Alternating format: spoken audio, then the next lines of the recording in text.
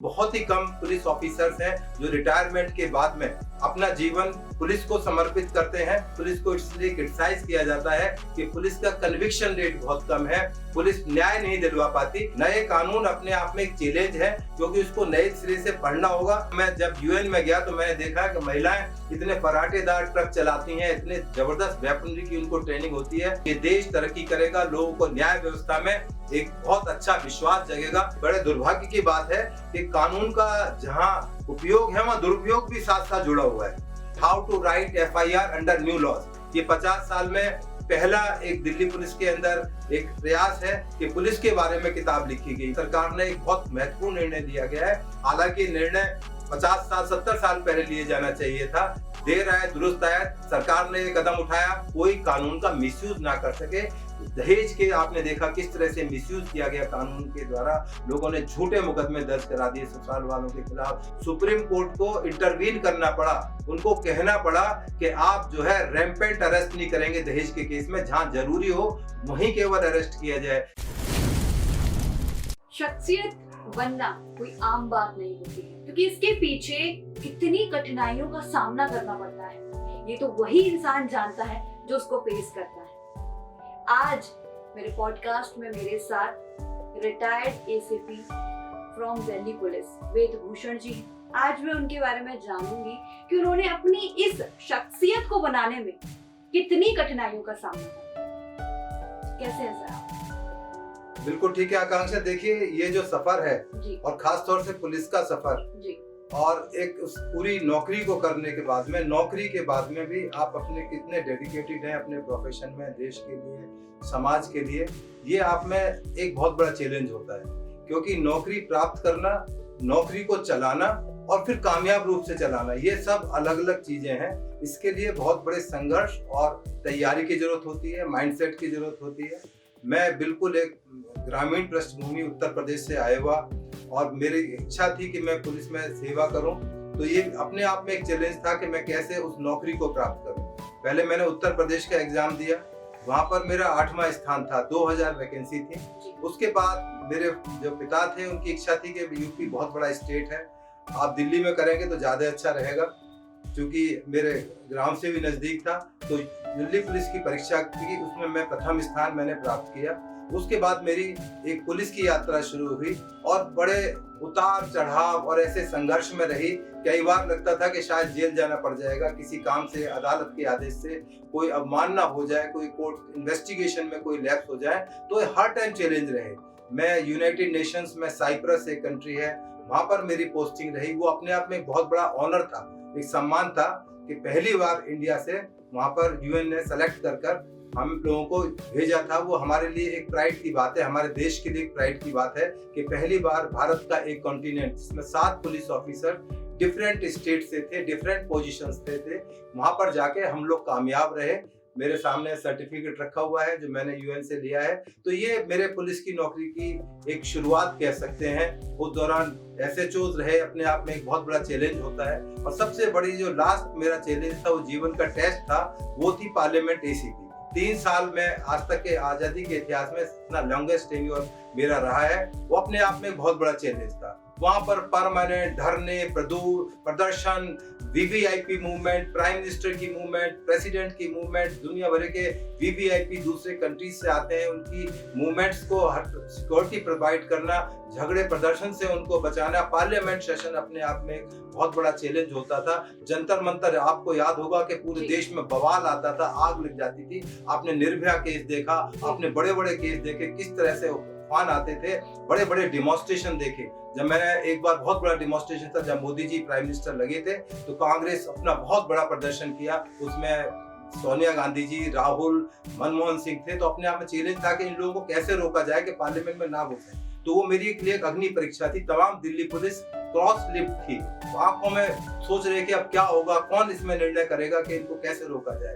तो मैंने बड़ी हिम्मत करके मनमोहन सिंह जी का हाथ पकड़ा और इतने रिगार्ड इज्जत से बोला कि वो उनको लगा कि शायद ये मेरा अपना आदमी है। मैं उनको हर बात पर, सर मैंने कहा आपको मैंने अरेस्ट कर लिया है, मैंने आपको डिटेन कर लिया है, सर आप थाने चलिए, मेरी रिक्वेस्ट है। जबकि मैसेज ये जा रहा था, चूंकि बुजुर्ग थे और मेरे देश का सम्मान थे, 2 बार प्राइम मिनिस्टर रहे, मैं उनका हाथ बड़े इज्जत सम्मान से बुजुर्ग के नाते लेकर जा रहा था। परंतु मीडिया में दिखाया गया कि एक एसीपी किस तरह हाथ खींचते हुए इतने बड़े प्रधानमंत्री का लेकर जा रहे हैं। उनके पीछे पीछे सोनिया गांधी, राहुल गांधी, तमाम जितने टॉप लीडरशिप थी कांग्रेस की, वो पार्लियामेंट थाने के अंदर बैठी थी और बड़े कामयाब रूप से वो एक प्रदर्शन कामयाब रहा। मेरे तमाम जो सीनियर ऑफिसर्स थे, कमिश्नर सर ने, उन्होंने उसकी शाबाशी दी, मुझे धन्यवाद दिया कि आपने बड़ी विषम परिस्थिति से दिल्ली पुलिस को निकाला है, देश को निकाला है। तो ये अपने आप में बहुत बड़ा चैलेंज था। और सबसे बड़ा चैलेंज हुआ नौकरी के बाद, कि नौकरी के बाद कैसे मैं अपने पुलिस के साथियों की, ना केवल दिल्ली में, इंडिया में जहां भी पुलिस के साथ में कोई इंसिडेंट होता है, मैं उसमें इतनी पुरजोर अपनी आवाज उठाता हूं कि मीडिया मेरी बातों को सुनता है, पूरा देश बातों को सुनता है। आप तमाम तरह के जितने भी, चाहे सुशांत राजपूत का मैटर रहा हो, हैदराबाद में लड़की के साथ रेप करके मारा जाना रहा हो, यूपी के अंदर विकास दुबे केस रहा हो, जो इंडिया के प्रोमिनेंट केसेस थे, वहां मैं डिबेट करता रहा, अपना पुलिस का पक्ष रखता रहा। क्योंकि बहुत ही कम पुलिस ऑफिसर्स हैं जो रिटायरमेंट के बाद में अपना जीवन पुलिस को समर्पित करते हैं। उसी दिशा में मेरा एक कदम था कि मैं उस कदम में कामयाब रहा और मैं आज पुलिस की आवाज बड़ी प्रमुखता से और लीगल तरीके से उठाता हूं। आज भी जो नए कानून सरकार लेकर आई है, जिनके बारे में बड़े से बड़े जस्टिस, बड़े से बड़े पुलिस ऑफिसर को जीरो जानकारी होगी या तैयारी कर रहे हैं, मैं इस बारे में एक किताब लिख रहा हूं कि how to write FIR under new laws. ये 50 साल में पहला एक दिल्ली पुलिस के अंदर एक प्रयास है कि पुलिस के बारे में किताब लिखी गई। बड़ी बड़ी अंग्रेजी की किताबें लिखना, बड़ी बड़ी बातें लिखना एक अलग चीज है, परंतु जो जमीन पर एक जो पुलिस वाला काम कर रहा है, चाहे उत्तर प्रदेश के अंदर है, हरियाणा के अंदर है, दिल्ली के अंदर है, कैसे उसको हम हेल्प कर सके। नए कानून अपने आप में एक चैलेंज है, क्योंकि उसको नए सिरे से पढ़ना होगा, मुझे भी पढ़ना होगा, चीफ जस्टिस इंडिया को भी पढ़ना होगा, दिल्ली के कमिश्नर को पढ़ना होगा, DG यूपी को भी पढ़ना होगा, या जो वकालत में जो मेरे साथी हैं उनको भी ये कानून पढ़ने होंगे। तो मैं इसी क्रम के अंदर मैं आज भी उसी में प्रयासरत हूँ। तो मेरा उम्मीद है कि शायद मेरे आने वाला ये जो प्रयास है, ये बिल्कुल पुलिस को एक नई दिशा देगा और पुलिस को एक अच्छी मजबूती देगा कि कैसे सजा का रेट बढ़ाया जा सके। क्योंकि पुलिस को इसलिए क्रिटिसाइज किया जाता है कि पुलिस का कन्विक्शन रेट बहुत कम है, पुलिस न्याय नहीं दिलवा पाती। तो ये जो कानून की जो भावना थी, वो इस भावना से ही लाया गया है कि जो ब्रिटिश के कानून थे उनको हम कैसे छोड़ें, अपने देश को कहीं नए कानूनों के अनुसार कैसे बनाया जाए। उसी क्रम में सरकार ने एक बहुत महत्वपूर्ण निर्णय लिया गया है। हालांकि निर्णय 50 साल 70 साल पहले लिए जाना चाहिए था, देर आए दुरुस्त आए, सरकार ने ये कदम उठाया। हम लोग इसके में प्रयासरत हैं और कोई कमी नहीं छोड़ेंगे। मेरे जैसे रिटायर्ड लोग, मेरे जो नए साथी पुलिस के ऑफिसर्स हैं, जरूर इस दिशा में एक नया कदम उठाएंगे और ये देश तरक्की करेगा, लोगों को न्याय व्यवस्था में एक बहुत अच्छा विश्वास जगेगा, ऐसी मुझे पूरी उम्मीद है। सर, एक क्वेश्चन मेरा ये भी रहेगा कि एक सोल्जर जो होता है, जो फौजी होता है, वो अपना जो जीवन होता है, जो अपने प्राण होता है, वो देश के लिए न्यौछावर कर देता है।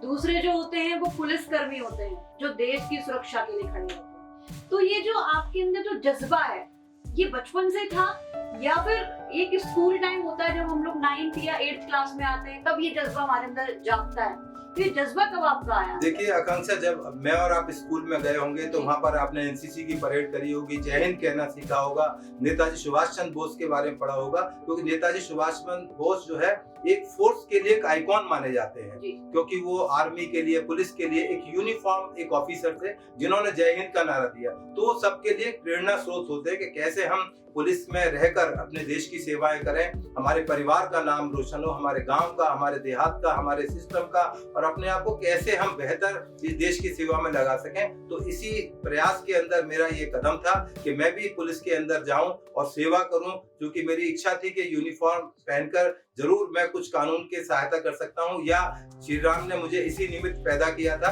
तो मैं इस काम को आज भी कर रहा हूं। अब भी मैं राम मंदिर अयोध्या जा रहा हूं अपने रिटायर्ड साथियों को लेकर कि किस तरह से हमारा राम मंदिर बना है। ये इस दिशा में एक बहुत बड़ी उपलब्धि है, ना केवल इस सरकार की, पूरे देश की और पूरे वर्ल्ड की, क्योंकि राम मेरा मानना ये है कि केवल हिंदुस्तान के नहीं है, पूरी दुनिया के हैं। वो मर्यादा पुरुषोत्तम राम कहलाते हैं। उनकी जो क्वालिटीज थी इसलिए उनको पूजा जाता है। किस तरह त्याग, भावना, प्यार, बलिदान सब कुछ उनके अंदर आपको मिलेगा। तो इसी दिशा में ये हमारा एक कदम है। आने वाले टाइम में मर्यादा पुरुषोत्तम राम जिस चरित्र को लेकर चले थे, शायद हिंदुस्तान वो चरित्र पेश करेगा। अभी आपने देखा कि किस तरह से हमारी कल रिपब्लिक डे परेड हुई, जिसमें महिलाओं को कितना बड़ा सम्मान दिया गया, क्योंकि अभी तक महिलाओं को पीछे रखा जाता था। ये माना जाता था कि वो फोर्स के काबिल नहीं है, वो इस काम को नहीं कर पाएंगी। पर मैं जब यूएन में गया तो मैंने देखा कि महिलाएं इतने फराटेदार ट्रक चलाती हैं, इतने जबरदस्त वेपनरी की उनको ट्रेनिंग होती है। तो ये तमाम जो चीजें हैं ये हमारे देश को जरूर आगे लेके जाएगी। मुझे पूरी उम्मीद है कि हमारा देश अब बहुत तेजी से आगे जाएगा, क्योंकि जो तमाम चीजें हैं लोगों को स्पष्ट आंखों से दिखाई देने लगी हैं। आप जैसे मीडिया लोग उस सही दिशा में सही चीजों को दिखाने लगे हैं, तो ये एक महत्वपूर्ण कड़ी है। ये चीज तो हमने जान ली। एक पुलिस कर्मी हो चाहे कोई भी इंसान हो, वो आप जैसे अपने देश के लिए समर्पित रहते हैं। दूसरा आपका परिवार, तो दोनों को समय देना, फिर उसके बाद अपनी फैमिली के साथ रहना। कभी कभी ऐसा भी होता है कि पूरा 24 घंटे, या फिर कभी कभी ऐसा है कि आप हर समय ही बिजी हैं, समय ही नहीं दे पा रहे हैं। 24 घंटे कई दिन घर से बाहर रहना पड़ता है। आप 24 घंटे कई दिन शिकायत नहीं करते कि पापा आप हमें टाइम नहीं दे रहे। सब ईश्वर की मेहरबानी होती है। अपने पुरुषार्थ जरूर कहीं ना कहीं रंग लाते हैं। यदि आप सिंसियरली किसी भी फील्ड में काम करेंगे तो कहीं ना कहीं ईश्वर उसका प्रतिफल देता है। मेरा एक बेटा है, वो ऑस्ट्रेलियन सिटीजन है, मेलबोर्न में पिछले 20 साल से रह रहा है। उसकी पत्नी है, वहाँ पर बहुत अच्छे तरीके से रह रहे हैं। मेरी पत्नी लास्ट महीने रिटायर हुई है MTNL से। हम दोनों यहाँ रहते हैं, भगवान की सेवा करते हैं, समाज की सेवा करते हैं। अब ये जीवन इसी के लिए हमने डोनेट कर दिया है, दान कर दिया है। राम मंदिर के लिए क्या कहना चाहेंगे? एक ऐतिहासिक फैसला जिसका करोड़ों लोगों ने इंतजार किया था, अपने प्रभु श्री राम, अपने आराध्य का आने का। मैं ये कहती हूँ कि शायद 1947 में असली जीत या आजादी नहीं मिली थी जो 2024 में आजादी मिली, कि खुद प्रभु श्री राम अयोध्या में विराजे हैं। क्या कहना चाहेंगे आप? देखिए, ये पूरे वर्ल्ड के लिए एक बहुत बड़ी अचीवमेंट है जी। मैं अभी नया साल सेलिब्रेट करने के लिए दिल्ली पुलिस के साथियों के साथ एक अजरबैजान कंट्री है, बाकू वहाँ की राजधानी, वहाँ पर गया था। वहाँ पर मैं देखकर अचरज में था। वहाँ पर एक फायर टेम्पल था जहाँ पर 18वीं सदी के अंदर हिंदू जाते थे, हिंदू पूजा करते थे। वहाँ पर आप सोचें कि हवाई जहाज से जाने में भी 6 घंटे लगते हैं। वहाँ पर जाकर फायर टेम्पल होना, वहाँ पर हवन कुंड मिलना, वहाँ पर शिव जी की मूर्ति मिलना, गणेश जी की मूर्ति मिलना, चट्टानों के ऊपर वो तमाम लेख मिलना, जिनसे पता लगता है कि हिंदू संस्कृति यहाँ तक थी। तो ये अभी एक शुरुआत है, इसलिए मैंने शुरू में बोला कि ये अभी शुरुआत है। देखिए हमारी जड़ें कहाँ तक थी। पूरे वर्ल्ड में आज हिंदू मौजूद हैं। आपने देखा कि किस तरह से राम मंदिर के प्राण प्रतिष्ठा वाले दिन अमेरिका, ऑस्ट्रेलिया, यूरोप, कौन सा ऐसा कंट्री था जहां पर ये दिन नहीं सेलिब्रेट किया गया। तो इसलिए जो हमारे धर्म को नीचा करके दिखाया गया, पीछे करके दिखाया गया, अब वो टाइम आ गया कि हम दिखाएं कि हमारा धर्म सैकड़ों हजारों साल पुराना है। मैं दूसरे धर्मों को क्रिटिसाइज नहीं करता, उनकी अपने फेथ है। मेरा यही मानना है कि उनको अपने फेथ में जीने दो, परंतु हमारे फेथ में आप रुकावट ना बने। जो हमारा फेथ है, अभी तो राम मंदिर है, अभी आपने देखा काशी की रिपोर्ट आई है, मथुरा की रिपोर्ट आनी बाकी है। 10,000 के करीब मंदिर को तोड़ दिया गया। सोमनाथ के बारे में कितनी बार गजनी ने आक्रमण किया। तो ये अभी एक क्रांति है, हिंदू एक सभ्यता की शुरुआत हो रही है। अब आप इस रूप में देखें, अभी हिंदू जागा है और हम किसी के धर्म के खिलाफ नहीं। मैं पुनः बता रहा हूँ, मदरसा तक सीमित रहे। उन्होंने बताया कि हमारे यहाँ आज भी शादी का एक ही शादी अलाउड है। मैंने 4 दिन तक वहां पर रहा, मैंने किसी को बुर्का, नकाब, हिजाब या इस तरह के या पजामे टाइप या कुछ तरह की चीजें देखे। पढ़े लिखे वेल बिहेव्ड आदमी, मेरे साथ एक केमिकल इंजीनियर थे बाकू के, यंग लड़का, बड़ा स्मार्ट। आप जाके देखिए यूट्यूब। मैंने उससे पूछा कि आप कितनी बार इबादत करने के लिए जाते हैं? कहने लगा सर मैं नहीं जाता, मुझे पढ़ाई से टाइम नहीं मिलता। मैं अपनी सारी शिक्षा जो है केमिकल इंजीनियरिंग में कर रहा हूँ, तो मेरे पास टाइम नहीं है कि मैं बार बार 5-5 बार जाऊं। मैं गिनती के कुछ बार मस्जिद में गया हूं और मैं आस्था रखता हूं, परंतु मैं अपने आप को आगे बढ़ाना चाहता हूं, अपने देश को आगे बढ़ाना चाहता हूं। तो ये जो सोच है अब हिंदुओं में जगी है, हिंदुस्तान में जगी है। तो मुझे पूरी आशा है कि श्री राम जो एक हमारे लिए एक चरित्र थे, कैरेक्टर थे, हमारे लिए एक लीडर थे हमारे, हनुमान जिनको आपने देखा पुलिस के अंदर, जहां भी आप जाओ, किसी बैरक में जाओ, आर्मी में जाओ, कहीं ना कहीं आपको उनके बक्से के अंदर वो हनुमान जी की पूजा कर रहे होंगे, मंगलवार के दिन वहां पर प्रसाद चढ़ रहा होगा। तो ये हमारे लिए हनुमान बलि जो है एक ताकत के प्रतीक थे कि ये राम के दूत है। तो आप पुलिस वालों को एक राम का दूत माने। ये सब बजरंग बली के कहीं ना कहीं औलाद या कहीं कोई ना कोई उनका आशीर्वाद रहा होगा, जिस वजह से आर्मी और पुलिस के अंदर आए। मैं आपके माध्यम से अपने पुलिस के साथियों को, अपने आर्मी के साथियों को ये मैसेज देना चाहता हूं कि आप भी बजरंग बली हैं, आप राम के दूत हैं। देश की सेवा कीजिए, आर्मी की सेवा कीजिए, पुलिस की सेवा कीजिए और ईमानदारी से कीजिए, क्योंकि अब वो समय आ गया है कि आपको हिंदुस्तान के अंदर पूरे कोविड के अंदर कोई आदमी भूख से नहीं मरा। सरकार ने आपको नौकरी दी है, जरूर आपको रोटी मिलेगी। बहुत 5 स्टार होटल में नहीं मिलेगी, पर साधारण रोटी जरूर मिलेगी। इसलिए जो भी बुरी चीजें हैं उनको त्याग करके राम की शरण में जाएं और अच्छा एक आदर्श बनकर निकले कि जिससे हमारा देश आगे बढ़ सके, हम आगे बढ़ सके। सर, कभी ऐसा नहीं होता कि इतने सारे केसेस आते हैं, बहुत सारे केसेस आए होंगे आपकी लाइफ में, तो जैसे रेप केसेस होते हैं, हत्याकांड होते हैं, तो उस टाइम कभी ऐसा नहीं लगा कि क्या हो रहा है मेरे देश में? बिल्कुल, ये बड़े दुर्भाग्य की बात है कि कानून का जहां उपयोग है वहां दुरुपयोग भी साथ साथ जुड़ा हुआ है।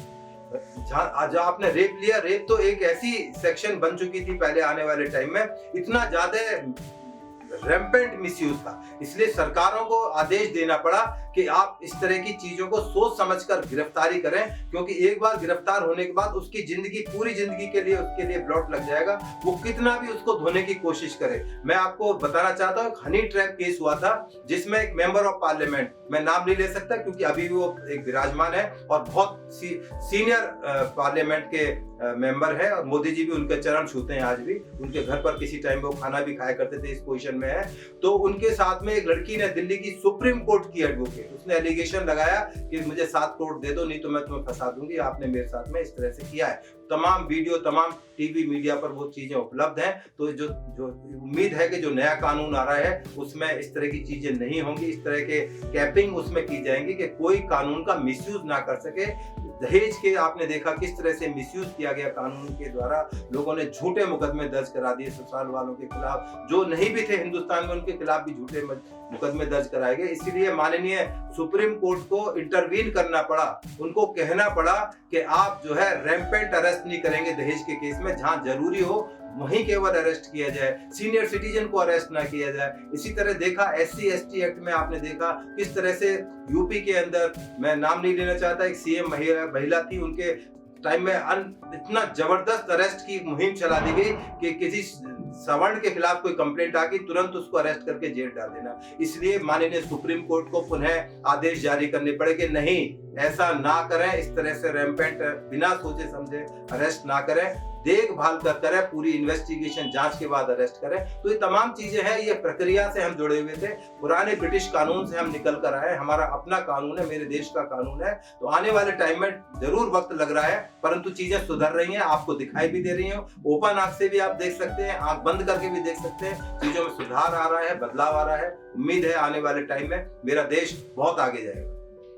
सर, आपसे मिलकर बहुत अच्छा लगा। मैं बस इतना और चाहूंगी कि आप हमारे जितने भी यूथ हैं उनको अपनी तरफ से एक मैसेज दे दीजिए। देखिए, यूथ जो है सबसे बड़ी शक्ति है आने वाले टाइम में, क्योंकि वर्ल्ड में सबसे ज्यादा यूथ यदि है तो हिंदुस्तान में है। यदि यूथ की ताकत को, एनर्जी को, शक्ति को यदि सही ढंग से इस्तेमाल कर लिया गया तो कहां हम लोग पहुंच सकते हैं, आप सोच नहीं सकते। हमारे आदमी इतने मेहनती हैं, हमारे यूथ इतने मेहनती हैं, परंतु कुछ कारणों से हमारे आर्थिक विषमताएं हैं जो धीरे धीरे दूर हो रही हैं, बेरोजगारी की समस्या है।